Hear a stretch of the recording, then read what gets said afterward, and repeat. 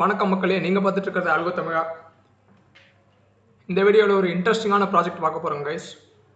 ஈஸியாக பண்ணிடலாம், பட் நிறையா கற்றுக்கலாம். அந்த மாதிரி ஒரு சூப்பரான ஒரு ப்ராஜெக்ட். நம்மள நிறைய பேர் கிரிக்கெட் பார்ப்போம், ஆர்வமாக பார்ப்போம், ஐபிஎல் பார்ப்போம், ஓடிஐ பார்ப்போம், எல்லாமே பார்ப்போம். ஸோ இந்த கிரிக்கெட் நடந்துட்டு இருக்கிற மேட்ச்லேருந்து ஸ்கோரை நம்ம கமாண்ட் லைனில் எப்படி ஈஸியாக பார்க்குறது அப்படின்றத பார்க்க போகிறோம். ரிசல்ட் நீங்கள் கண்ணுக்கு நேராக பார்க்கலாம் இங்கே. ஸோ நான் சிம்பிளாக ஒரு ஸ்கிரிப்ட் எக்ஸிக்யூட் பண்ணுறது மூலமாக இப்போ நடந்துட்டு இருக்கிற மேட்சோட டீட்டெயில்ஸை கம்ப்ளீட்டாக நான் கமெண்ட் லைனில் காமிக்கிறேன். ஸோ இது நீ இந்த மாதிரி ஈஸியாக நீங்கள் வேறு ஏதாச்சும் ஒர்க் பண்ணிட்டு இருக்கும்போது டக்குன்னு ஸ்கோர் என்னன்னு பார்த்துட்டு போயிட்டே இருக்கலாம். வெப்சைட்டுக்கெலாம் போக தேவையில்லை, டிவி ஆன் பண்ண தேவையில்லை. ஸோ இந்த மினி ப்ராஜெக்ட் தான் பார்க்க போகிறோம். இதை பைத்தானில் எப்படி பண்ணலான்னு பார்க்க போகிறோம். இந்த ப்ராஜெக்ட் நம்ம 2 பார்ட் சீரிஸாக பார்க்க போகிறோம் கைஸ். ஸோ ஒரே வீடியோலேயே போட்டோம்னா வீடியோ ரொம்ப பெருசாகிடும். ஸோ இதை 2ஆக பிரித்து பண்ணலாம் அப்படின்னு இருக்கேன். ஸோ இந்த வீடியோவில் என்னென்ன தேவைப்படும், அதை எப்படி யூஸ் பண்ணணும், அதோட கான்செப்ட் என்ன, ஸோ ஒரு செட்டப் மாதிரி இந்த வீடியோவில் பார்த்துடலாம். அடுத்த வீடியோவில் கம்ப்ளீட் பண்ணிடலாம். ஸோ ஃபர்ஸ்ட் பார்ட்குள்ளே போயிடலாம் கைஸ். ஸோ செம்ம இன்ட்ரெஸ்டிங்காக இருக்க போகுது கைஸ். ஃபுல்லாக பாருங்கள், மிஸ் பண்ணாமல். மட்டும் இல்லாமல் நீங்கள் இப்போ தான் சேனலுக்கு உள்ளே வரீங்க முதல்லன்னா, இந்த மாதிரி tech videos and mini projects நான் அடிக்கடி பண்ணிக்கிட்டே இருப்பேன் கைஸ். ஸோ கண்டிப்பாக சேனலுக்கு சப்ஸ்கிரைப் பண்ணுங்கள். அதே மாதிரி கீழே உள்ள நோட்டிஃபிகேஷன் பெல் ஐக்கானையும் ப்ரெஸ் பண்ணிக்கோங்க. அப்போ தான் நான் வீடியோ போட்ட உடனே உங்களுக்கு வரும். ஓகே, வீடியோக்குள்ளே போயிடலாம். ஃபஸ்ட்டு என்ன மேட்ச் அப்படின்னு போட்டிருக்கேன். அதுக்கப்புறம் இங்கிலாண்டோட ஸ்கோர் என்ன, அதுக்கப்புறம் பாகிஸ்தான் எப்படி விளையாடிக்கிட்டு இருக்காங்க, அப்புறம் கரண்ட் ஸ்டேட்டஸ் என்ன அப்படின்னு பிரிண்ட் பண்ணியிருக்கேன். ப்ளஸ் எந்த இடத்துல நடக்குது அப்படின்றத பண்ணியிருக்கேன். ஸோ இதை தான் இப்போ நம்ம பைத்தானில் பார்க்க போகிறோம். ஸோ ஸ்டார்ட் பண்ணிடலாம் கைஸ். கோட்குள்ளே போகிறதுக்கு முன்னாடி நம்ம பேசிக்காக அதை எப்படி அப்ரோச் பண்ண போகிறோம் அப்படின்றத சொல்லிடுறேன். ஸோ நான் ESPN கிரிக்இன்ஃபோ இந்த வெப்பேஜ் தான் யூஸ் பண்ண போகிறேன். நீங்கள் கிரிக்இன்ஃபோக்குள்ளே போன உடனேயே நான் ரெஃப்ரெஷ் பண்ணி காமிக்கிறேன் பாருங்கள். ஸோ இந்த மாதிரி அந்த பேஜ் லோட் ஆன உடனேயே இப்போ கரண்ட்டாக நடந்துக்கிட்டு இருக்க போகிற இல்லை ரீசெண்டாக முடிஞ்ச இல்லை நடக்க போகிற மேட்சஸ்லாம் இங்கே மேலே வரிசையாக கொடுத்துருப்பாங்க. ஸோ இது பாப்புலாரிட்டி மூலமாக அரேஞ்ச் பண்ணியிருப்பாங்க. ஸோ ரொம்ப இன்டர்நேஷ்னல் மேட்சஸ், இந்த மாதிரி IPL இந்த மாதிரி மேட்சஸ் ஃப்ரண்ட்டில் இருக்கும். ஸோ இப்போ இந்த England vs Pakistan match first இருக்குது. ஸோ நான் இந்த இடத்துல இருந்து தான் இந்த டீட்டெயில்ஸை வெளியில் எடுக்க போகிறேன். இந்த மாதிரி ஒரு வெப்பேஜ்லேருந்து நமக்கு வேணுங்கிற டேட்டாவை எடுக்கிறதுக்கு பேர் வெப் ஸ்க்ரேப்பிங் அப்படின்னு சொல்லுவாங்க.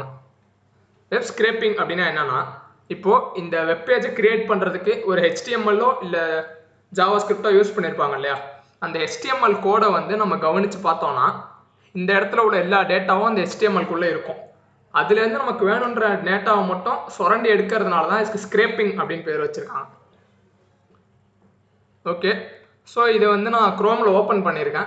இப்போ முதல்ல இந்த HTML எப்படி பார்க்குறது அப்படின்னு கேட்டிங்கன்னா, ரைட் கிளிக் பண்ணுங்கள்.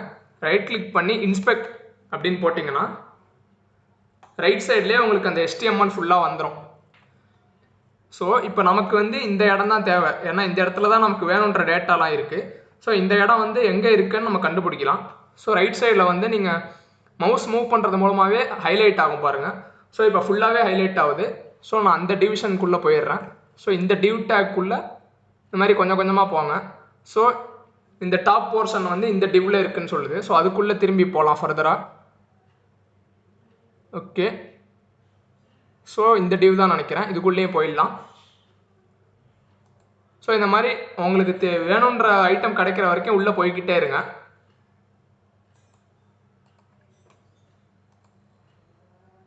ஸோ இந்த மாதிரி நிறைய டிவ்ஸ் உள்ளே பண்ணிகிட்டே இருக்காங்க.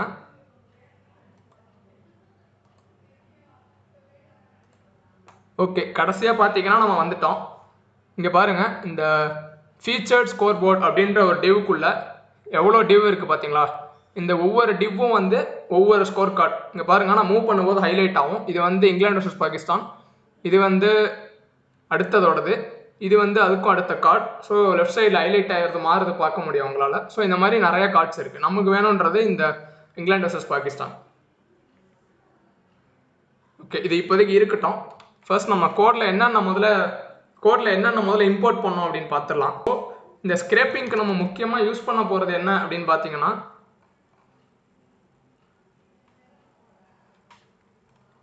செலீனியம் அப்படின்னு ஒன்று யூஸ் பண்ண போகிறோம். செலீனியம் அப்படின்றது என்னன்னு பார்த்தீங்கன்னா, நான் அதை ஏன் யூஸ் பண்ணுறேன் அப்படின்னு சொல்லிடுறேன். முதல்ல எல்லாத்தையும் இம்போர்ட் பண்ணிடலாம், அதுக்கப்புறம் நான் எக்ஸ்பிளைன் பண்ணுறேன். அதுக்கப்புறமா வெப் டிரைவர் மேனேஜர் அப்படின்னு ஒன்று யூஸ் பண்ண போகிறோம். அதுக்குள்ள குரோம் டிரைவர் மேனேஜர் அப்படின்னு ஒரு கிளாஸ் இருக்குது. அதுக்கப்புறம் ரொம்ப முக்கியமான பேக்கேஜ் BS4, அதாவது பியூட்டிஃபுல் சூப் அப்படின்னு ஒன்று இருக்கும். ஸோ இதுக்கு முன்னாடி நீங்கள் ஏதாச்சும் இந்த மாதிரி ஸ்க்ரேப்பிங் இல்லை ஏதாச்சும் பண்ணியிருந்தீங்கன்னா உங்களுக்கு இதை பற்றி நல்லா தெரிஞ்சிருக்கும். ஓகே, பேசிக்காக நம்ம இம்போர்ட்ஸ் வந்து அவ்வளோதான். ஓகேவா? ஸோ இந்த 3 தான் இம்போர்ட் பண்ணுறோம். ஓகே, இப்போது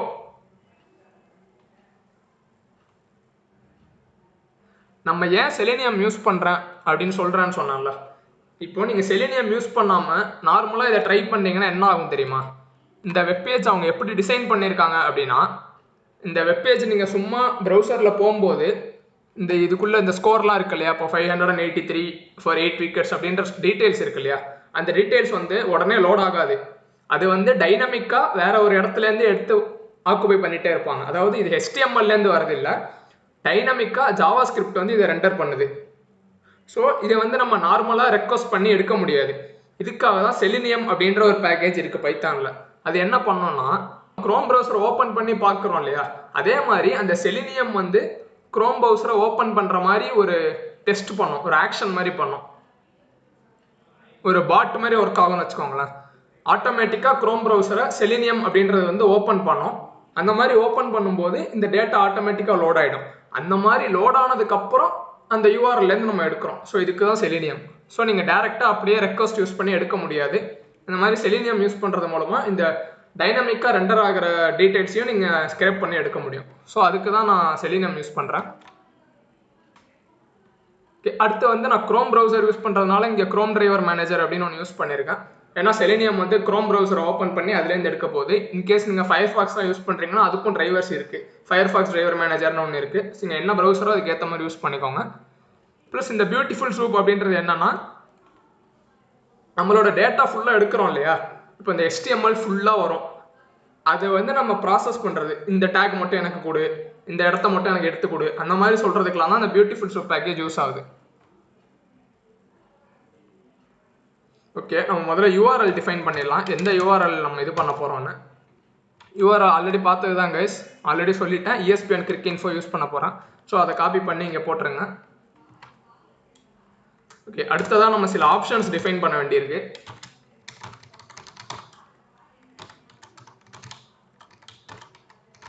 ஸோ இதெல்லாம் நீங்கள் பார்த்தீங்கனாலே தெரியும், குரோம் ப்ரௌசருக்காக இதெல்லாம் பண்ணோம் நம்ம குரோம். ஸோ நான் உங்களுக்கு ஈஸியாக காமிக்கிறேன் பாருங்கள் அந்த செலினியம் ஓப்பன் பண்ணுறத. அதுக்கு முன்னாடி நம்ம டிரைவர் செட்டப் பண்ணிடலாம். இதை நீங்கள் ஆக்ஷனில் பார்த்துட்டிங்கன்னா ஈஸியாக புரிஞ்சிடும். ஓகே, வெப் டிரைவருக்குள்ளே நம்ம குரோம் அப்படின்னு டிஃபைன் பண்ணுறோம்.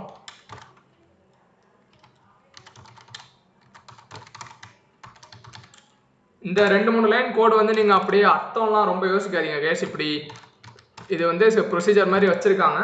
இப்படி ஒர்க் பண்ணால் தான் இந்த குரோம் வந்து டிரைவர் கூட செட்டப் ஆகி நம்ம செலினியமால் ஆக்சஸ் பண்ண முடியும். ஸோ இது வந்து நீங்கள் அப்படியே பார்த்துக்கோங்க.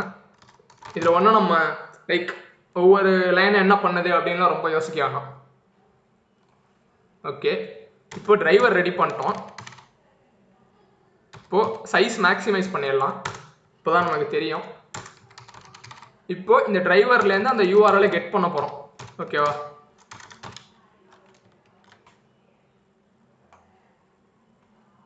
ஓகே, இப்போ வந்து நான் கண்டென்ட் எதுவும் எடுக்கலை இப்போதைக்கு. உங்களுக்கு அந்த செலினியம் எப்படி ஒர்க் ஆகுதுன்னு காமிச்சிடுறேன். ஸோ கடைசியாக குவிட் பண்ணிடுறோம். இது இப்போதைக்கு சிம்பிளாக வச்சுருக்கேன். இப்போ டெர்மினலுக்கு போங்க, ரன் பண்ணி காமிக்கிறேன் பாருங்கள்.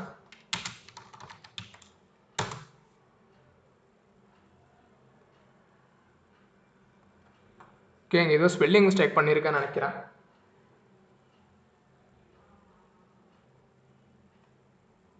உங்கள் பேக்கேஜ் நேம் தப்பாக போட்டிருக்கேங்க, சாரி. ஸோ .chrome அப்படின்னு போட்டுக்கோங்க. ஸோ திரும்பி ட்ரை பண்ணலாம். ஓகே, இங்கே பார்த்தீங்களா, நம்ம வந்து ப்ரௌசர் ஓப்பன் பண்ணவே இல்லை. ஆட்டோமேட்டிக்காக நமக்கு குரோம் ப்ரௌசர் இங்கே ஓப்பன் ஆகிட்டு இருக்கு. இதுதான் செலினியமோட வேலை. செலினியம் வந்து இந்த ஆட்டோமேட்டிக்காக ப்ரௌசரை ஓப்பன் பண்ணி இந்த டைனமிக் டேட்டாவெல்லாம் ரெண்டர் பண்ணிடும். ஸோ அதோட வேலை முடிஞ்சோடனே அதுவே க்ளோஸ் பண்ணிடும். இப்போ வந்து நம்ம என்ன டேட்டா வேணுமோ எடுத்துக்கலாம். ஸோ இதுதான் செலினியமோட வேலை கைஸ். புரிஞ்சிருக்கும்னு நினைக்கிறேன். இப்போ ஒவ்வொரு தரையும் ஓப்பன் பண்ணிக்கிட்டு இருக்கும் போதும் ப்ரௌசர் நம்ம கண்ணுக்கு தெரியாமல் இருக்கணும், ஹிட்டனாக இருக்கணும் அப்படின்னா அதுக்கு ஒரு ஆர்குமெண்ட் ஆட் பண்ணிக்கலாம். ஏன்னா அது நீங்கள் ஸ்கோர் மட்டும்தான் உங்களுக்கு வேணும், ஒவ்வொரு தரையும் நீங்கள் ப்ரௌசரை பார்க்கணும்னு தேவையில்லை. ஸோ இந்த ஆப்ஷன்ஸ்குள்ளே ஹெட்லெஸ் அப்படின்ற ஆர்குமெண்ட் ஆட் பண்ணிட்டீங்கன்னா ப்ரௌசர் வந்து உங்கள் கண்ணுக்கு தெரியாது. ஸோ இப்போ நான் ரன் பண்ணி காமிக்கிறேன் பாருங்கள். ப்ரோக்ராம் ரன் ஆகும், பட் ப்ரௌசர் ஓப்பன் ஆகாது. சாரி, ஸ்பெல்லிங் மிஸ்டேக் பண்ணியிருக்கேன். திரும்பி ட்ரை பண்ணலாம். ஓகே, இங்கே பாருங்கள், ப்ரோக்ராம் நன்னாட்டு தான் இருக்குது, ஆனால் நமக்கு ப்ரௌசர் ஓப்பன் ஆகலை. ஓகே கைஸ், ஸோ இப்போ வந்து நம்ம மெயினான ஸ்டஃப்குள்ளே போயிடலாம். டேட்டாவே எடுக்க போகிறோம். முதல்ல ஃபுல் கண்டென்ட்டை நம்ம இறக்கிடலாம் அதுலேருந்து. ஸோ அதை வந்து பேஜ் சோர்ஸ் அப்படின்னு ஒரு ஃபங்க்ஷன் மூலமாக நீங்கள் எடுத்துடலாம். அதை வந்து UTF-8 நம்ம என்கோட் பண்ணி எடுக்க போகிறோம். இதில் வந்து நிறையா ஸ்பேசஸ் இருக்கும், நிறைய தேவையில்லாத பிளாங்க் ஸ்பேசஸ் இருக்கும். அதெல்லாம் நீங்கள் லெஃப்ட்டில் ரைட்டில் எல்லா இடத்துலையும் இருக்கும். அதெல்லாம் ரிமூவ் பண்ணுறதுக்கு ஸ்ட்ரிப்னு போட்டுடலாம். ஓகே, இப்போ வந்து நமக்கு கண்டென்ட் ஃபுல்லாக கிடச்சிருச்சு. இதை வந்து நம்ம அப்படியே யூஸ் பண்ண கஷ்டமாக இருக்கும். இந்த இடத்துல தான் நம்மளோட பியூட்டிஃபுல் சூப் அப்படின்ற பேக்கேஜ் உள்ளே வருது. என்ன பண்ணுதுன்னு பாருங்கள். ஸோ நான் சூப் அப்படின்னு ஒரு ஆப்ஜெக்ட் கிரியேட் பண்ணிக்கிறேன்.